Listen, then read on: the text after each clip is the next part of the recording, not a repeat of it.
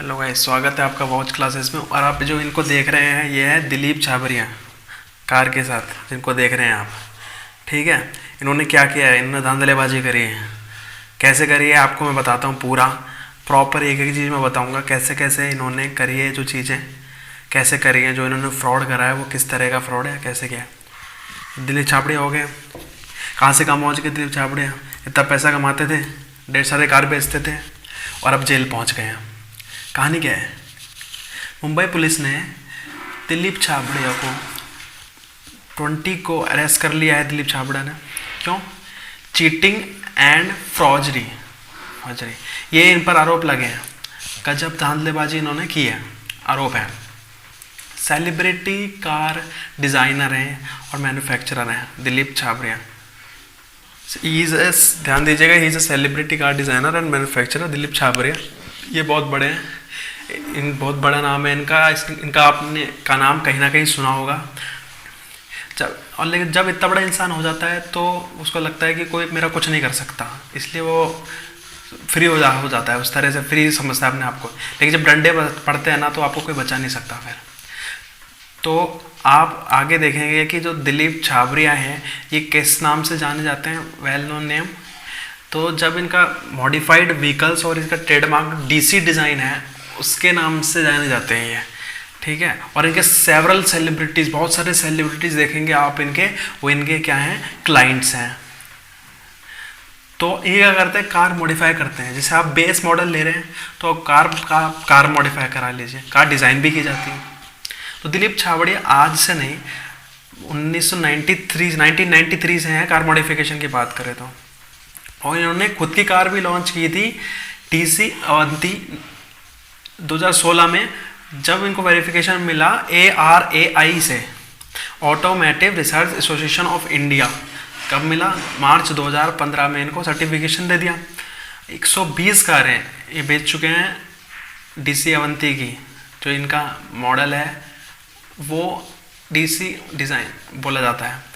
और बहुत सेलिब्रिटी इनके क्लाइंट हैं। भैया ज़बरदस्त कार है, डीसी अवंती कार है, जो मॉडिफिकेशन है इंडिया फर्स्ट स्पोर्ट्स कार है 2016 में, और ज़बरदस्त बनाई गई है। तो भैया कार डिज़ाइन करते करते इन्होंने अपनी गाड़ी निकाल दी। काफ़ी मेहनत की है इन्होंने। अरेस्ट क्यों किया गया इनको? तो joint commissioner of police Milind Bharambe ने ट्यूसडे को इन्होंने ये बोला है कि 90 डीसी अवंती व्हीकल मैन्युफैक्चर किए गए जिसमें फ्रॉडलेंट फाइनेंसिंग यूज़ करी है। तो बनाया किसने था इसको? Dilip Chhabra design private limited ने, DDCPL ने मैन्युफैक्चर किया था। और इनको यूज़ किया गया फ्रॉडलेंट फाइनेंसिंग। मतलब क्या? इनके ऊपर मल्टीपल लोन्स, सारे लोन आप ले लेंगे तो लगभग 42 लाख रुपए ईच। एक लोग 42 लाख रुपए का है, लगभग 90 कारों पे आप मल्टीप्लाई कर लीजिए 42 को 90 से, इतने लोन आ जाएगा। ठीक है, हर कार पे 42 लाख तक का लोन है। अब आप बोलेंगे सर इसमें कौन सी बड़ी बात है, अगर हम घर लेते हैं तो तब भी लोन लेते हैं, हर कोई लोन लेता है, घर लेते हैं तब। लेकिन क्या हुआ है, कोई सी बड़ी बात है आप बोलेंगे इसमें, लेकिन ये लोन किसी कस्टमर ने नहीं लिया है, इन्होंने खुद ने लिया है। कमिश्नर जी बताते हैं कि कंपनी क्या करती थी, अपनी ही मैन्युफैक्चरिंग की गई कारों को खरीद लेती थी। कैसे? बैंक के पास गई कस्टमर बन के, इन्होंने ही कार बनाई और यही बैंक के पास गई, लोन उठा लिया। वो कभी दिया ही नहीं जाता था। बढ़िया तरीका, दिमाग देखिए आप, कि अपनी ही कार के लिए बैंक पहुंच गए और बोल दिया लोन दे दो हमको, और लोन को रिपे किया नहीं जाता था। ठीक है, और ये कहाँ से? बैंक से नहीं, NBFC से, नॉन बैंकिंग फाइनेंशियल कंपनीज। यहाँ से लोन आसानी से मिल जाएगा।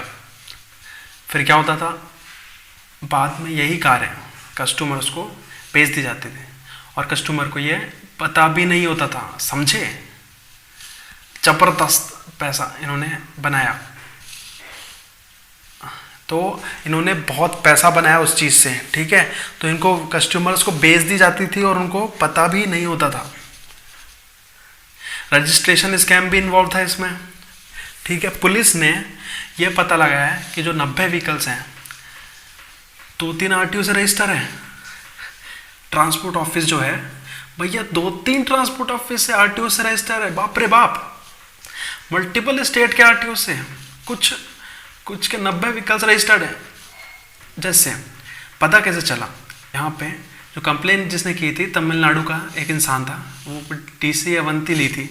अब जब उसको पकड़ा गया, जब उसका चालान कटा, और जब उसका चालान कटा तो पुलिस वाले ने बोला कि भैया आपका जो चेसिस नंबर से पता लगता है, मशीन नंबर और चेसिस नंबर से पता लगता है, तो कहाँ पे उसका रजिस्ट्रेशन हुआ है उससे पता लगता है। ठीक है भैया, कार लो ना जो, तो इस चीज़ों को देख लिया करो कि कब मैन्युफैक्चर की गई है, टीडीआई एवरीथिंग, इंस्पेक्शन विस्पेक्शन चीज़ें इनकी देख लिया करो आप जब कार लो। पर चेसिस नंबर से आपको पता लगा कि भैया ये तो तमिलनाडु और हरियाणा दोनों ही आरटीओ से रजिस्टर्ड है। हाँ, ये तो दोनों आप जैसे कि आप यूपी से गाड़ी चला रहे हो तो यूपी में रजिस्टर होगी अनलेस एंड अनटिल कोई घपला ना हो। तो सिंपल सा एग्जांपल देते हैं, आप कोई कार लेने जाओ, कार लेके आ गए आप, उसके बाद कुछ दिनों बाद 1 महीने बाद नंबर आता है, आप जा रहे हो, पुलिस वाले ने रोका, ये चालान काटेंगे भाई, आ जा, तो सीट बेल्ट नहीं लगाई, मास्क नहीं पहना, बस सीट बेल्ट नहीं लगाई, चालान कट गया। उसके बाद चालान कटेगा, वो देखेगा तो ये पता चलेगा कि कौन से आरटीओ की है। अब आप लोग आपने खरीदी तो यूपी की है, और आपको पता चल रहा है कि भैया ये नंबर तो हरियाणा का भी है, यही हुआ है, ये हरियाणा का आरटीओ में भी रजिस्टर है, जहाँ से आपने खरीदी है वहाँ पे है ही, वहाँ पे और हरियाणा में भी रजिस्टर है। सोचो, तो पुलिस का यह मानना है कि मल्टीपल रजिस्ट्रेशन हुआ है। ठीक है, अब ऐसा क्यों होता है, मल्टीपल रजिस्ट्रेशन क्यों नहीं ले जाते लोन के लिए यार? जब मल्टीपल रजिस्ट्रेशन नंबर 2-3 आरटीओ से रजिस्ट्रेशन नंबर करवा रहे हो तो आपको लोन मिल जाएगा उससे, वहाँ पे एनबीएफसी है तो आपको लोन दे देगी। ठीक, तो जितना आरटीओ उतना लोन, सिंपल। तो इसलिए पुलिस ये बताती है कि मल्टीपल रजिस्ट्रेशन नंबर इसलिए ले गए कि ताकि ज़्यादा से ज़्यादा लोन दिया जा सके, और कोई मंशा भी नहीं थी पे करने की, उनकी मंशा भी नहीं थी, मतलब लोन लेने की मंशा थी बस, लेकिन पे करने की मंशा नहीं थी। ट्रैफिक वायलेशन उसके बाद हुआ, चालान कटा। ठीक है, आपको पता है सब कुछ ऑनलाइन हो गया, पता चल जाएगा, आपके सीधा नंबर पे मैसेज आता है कि चालान कट जाता है। तो अगर आप किसी रेड लाइट को क्रॉस कर जाते हैं और कैमरा अगर आपको पकड़ लेता है तो सीधा घर पे आपके चालान आ जाता है। तो ऐसे ध्यान रखिए।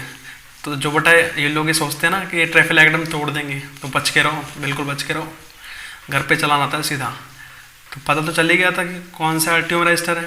तो जब पता चला, जब ट्रैफिक पुलिस वाले ने बोला कि आपका तो हरियाणा का दिखा रहा है कि नहीं, तो अब इन्होंने दिलीप छाबड़िया से कार खरीद ली थी। तो उसके बाद वो मुंबई आए, मुंबई से कार खरीदी, और मुंबई पुलिस को पहले से भी थोड़ा शक था। अब जब कंप्लेंट जो करी, जब उसकी स्टेटमेंट ले ली तो उन्होंने तुरंत एफआईआर दर्ज कर ली। तो दिलीप छाबड़िया के अगेंस्ट अब 2 आरटीओ के रजिस्ट्रेशन नंबर कैसे हो सकते हैं, ये समझ में नहीं आ रहा। सेम चेसिस नंबर, तो वो 2 आरटीओ के, अजीब नहीं लग रहा? It's next to impossible. कैसा, तो शक तो हुआ होगा, कुछ ना कुछ तो हुआ होगा भाई, जुगाड़ है तो कुछ ना कुछ कर सकते हैं, है ना। और तो जुगाड़ से ही जाता है ये सब, तो जुगाड़ हो जाता है, सब बढ़िया है। इतने बड़े बड़े स्कैम तभी होते हैं जब आपका जुगाड़ होता है, पैसे वाले हो तब आप। तो डेफिनेटली लॉ के हिसाब से एक चेसिस नंबर मशीन नंबर पर एक ही आरटीओ में रजिस्टर होंगे, एक ही पॉइंट पे। ये दिमाग दौड़ाया है कि नहीं? मल्टीपल आरटीओ पे कहाँ रजिस्टर होंगे? ये तो इम्पॉसिबल है एक तरह से, 2 प्लेस पे हो ही नहीं सकते। तो पुलिस जो भी लूप होल्स हैं, जिस तरह से किया गया है सिस्टम में, जैसे भी किया गया, पुलिस अभी इन्वेस्टिगेट करेगी। पुलिस और लोगों का भी इन्वॉल्वमेंट सस्पेक्ट कर रही है। जैसे देखिए, इन्वॉल्वमेंट तो हो गई होगा, एनबीएफसी लोन के पैसा मिला, 3-4 एनबीएफसी इनको लोन दिया है, पुलिस उनके एम्प्लॉय से भी पूछताछ कर रही है। ठीक है, पुलिस ने कुछ जानकारी जुटाई है कि एनबीएफसी है, तो उन्होंने अथराइज किया है लोन को। लोन कब मिलता है? जब आपका व्हीकल रजिस्टर हो जाएगा। हाँ, जब आपका रजिस्टर हो जाएगा, शोरूम में आप जाएंगे तो आपको आपने कार पसंद की, तो आप पैसे दे के आए, तो व्हीकल रजिस्टर होगा, तो तब आपको व्हीकल रजिस्टर है नहीं अगर, तो लोन कैसे दे सकते हैं आप? तो इस पर भी जांच बैठी है कि लोन रजिस्टर नहीं हुआ है फिर भी लोन मिला है, मतलब व्हीकल रजिस्टर होने से पहले भी लोन दिया गया है, तो ऐसा क्यों हुआ है? तो ये सस्पेक्ट कर रही है पुलिस। तो तो और ये भी बात कर रही है कि जो पुलिस ये भी मान रही है कि कस्टम ड्यूटी इवेजन भी हो सकता है, जो टैक्स देते हैं ना, बाहर बेचते हैं या खरीदते हैं तब देश के बाहर। तो पुलिस ये भी बोल रही है कि कुछ पार्ट इंजन व्हीकल्स हो गया जो बाहर से मंगाए जाते हैं, ठीक है, उनके व्हीकल्स जो हैं वो sold to the citizens of other countries, मतलब काफ़ी लोअर प्राइसेस पे हैं, जो भारत में उगती है उससे बेचा गया। उसकी भी इन्वेस्टिगेशन चल रही है। तब क्या पहले भी ऐसा हुआ है? यस।